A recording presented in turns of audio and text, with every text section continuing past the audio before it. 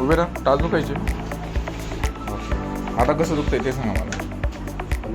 किती टक्के कमी झालं ते सांगा. 80% कमी झालं. ओके. किती 5-10 मिनटात? 5 मिनटात. काय गोळ्या वेळा दिल्या मी तुम्हाला? काहीच. बराच फरक आहे. नाही.